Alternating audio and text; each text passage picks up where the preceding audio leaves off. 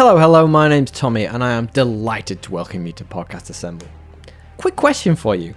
Yes, you.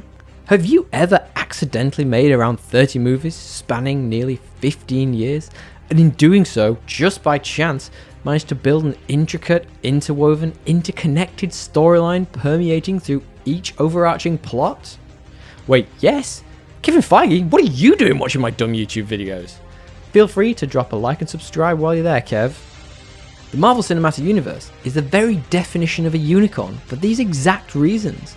The long-form storytelling combined with the movie-hopping characters and universe-spanning team-ups has been attempted by everyone from direct competitors DC all the way through to The Mummy. Not the Brendan Fraser one, sadly. And if you don't know about that, go check it out. I'll wait. Each of these were intended to kick off a similarly interconnected franchise, but so far, none have managed to replicate the tour de force that is the MCU. Let me know what your favourite failed cinematic universe is in the comments below, and we might come back to the topic another time.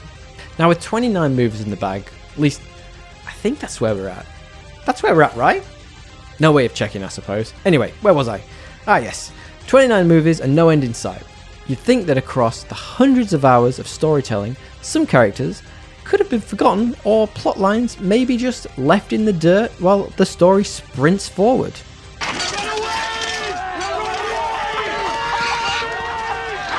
But oh ho, as I mentioned in my previous video, the MCU writers are absolute masters at returning to what were thought to be forgotten plot points, sometimes years after the fact, leaving no stone unturned to deliver compelling story arcs.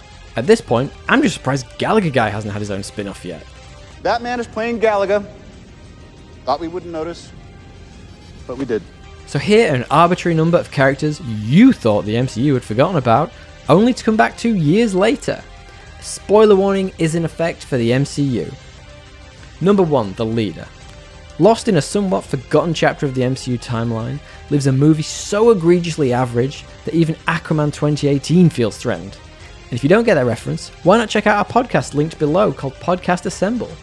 Because of the critical and commercial mediocrity, one of the founding characters of the MCU was quietly removed from the series. The replaceable Ed Norton and also Liv Tyler starring Incredible Hulk was in fact the second movie released as part of the timeline, and aside from being somewhat the black sheep movie of the universe, it did set up a number of returning characters, including General Thaddeus Ross, played by the late William Hurt, who also came back years later to great effect in Captain America Civil War. But we're not talking about General Ross. We're focusing on the character Samuel Stearns, whose radioactive transformation was teased in the latter half of the movie. However, with D23 having just wrapped up, we got yet another bumper update to Marvel's slate, including updates to the upcoming Anthony Mackie-led fourth Captain America movie, where it was confirmed we'd be getting a return of the leader.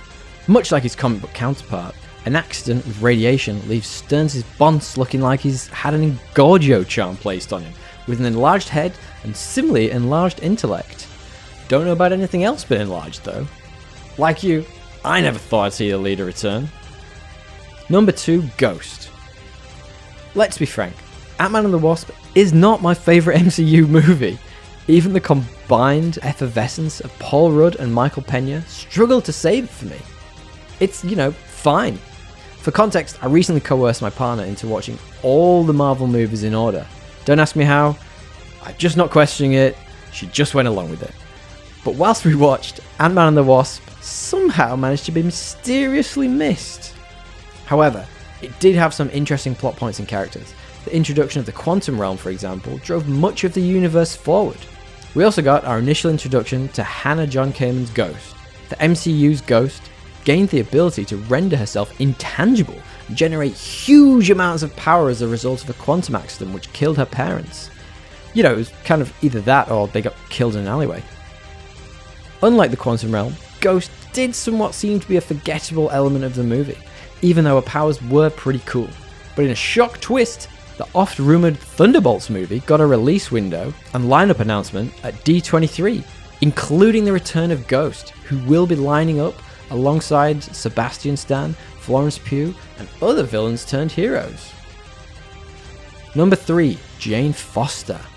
Slight change of pace for this one, when Natalie Portman reprised her role as Thor's love interest, Jane Foster, in Thor, the dark second Thor movie. It was seemingly done so at gunpoint, and against her will. Blink twice if Kevin Feige is holding you hostage, Nat. When Patty Jenkins left the project over creative differences, you can't see it but I'm making large, ironic quote marks with my fingers, Portman was determined to leave with her. But due to the whole at gunpoint thing I mentioned before, she was contracted to do the movie, and damn it if she wasn't gonna do the movie! Fun bit of trivia, when Jane returns for a farewell kiss at the very close of Thor the Dark second Thor movie with our titular hero, it's actually Chris Hemsworth's wife performing the role, and it was a reshoot which Nat simply refused to come back for. But alas, as the title of the video suggests, Natalie Portman did return as Jane in the Phase 4 outing Thor Love and Thunder? Thor Love and Thunder? I'll workshop that later. The movie uses elements of the much beloved comic run in which Jane uses Mjolnir's power to stave off cancer, and in my humble opinion, was one of the better parts of that just okay movie. Number 4, The Mandarin. The Iron Man 3 movie was not the most beloved of RDJ's cinematic portrayals of Tony Stark. There seems to be a theme here. Now this was for multiple reasons, but the one that seemed to rankle folks the most was the movie's portrayal of the Mandarin. Now in the comics, the Mandarin for a long time has been an essentially racist stereotype, and a somehow beloved character all at once. Comics are weird. In the movie, we were introduced to a version of the Mandarin who appeared to be a warmongering sociopath, effectively being updated for the modern audience. However, when the big twist was revealed around 2/3 of the way into the movie, the man we believed to be the Mandarin turned out to be actually an actor by the name of Trevor Slattery. My name's Trevor. And audiences hated the reveal. So much so that Marvel released a one-shot with the DVD called All Hail the King that retconned the whole movie effectively almost immediately, with the real Mandarin still being out there. Little did we know that the character Trevor Slattery and the real Mandarin were yet to be revealed in the Phase 4 outing Shang-Chi and the Legend of the Ten Rings, offering a more nuanced version of the Mandarin and more nonsense from our Trev. Number 5, Abomination. Lost in somewhat a forgotten chapter of the MCU timeline, lives a movie so egregious. Wait, have I done this? The Incredible Hulk apparently was an untapped well for great characters trapped in a bad movie.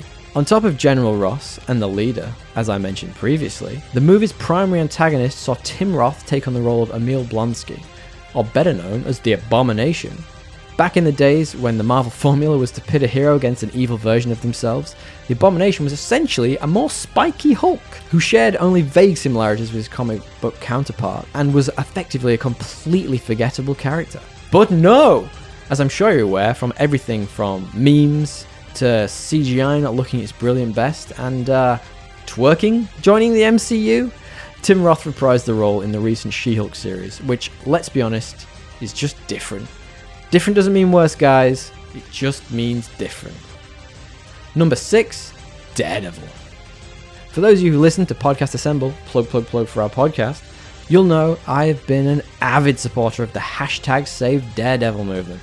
When the rights to the character lapsed and returned to Marvel after the acclaimed Netflix show's third and final season, many of us fans were distraught that we may not get to see Matt Murdock return to screens portrayed by Charlie Cox.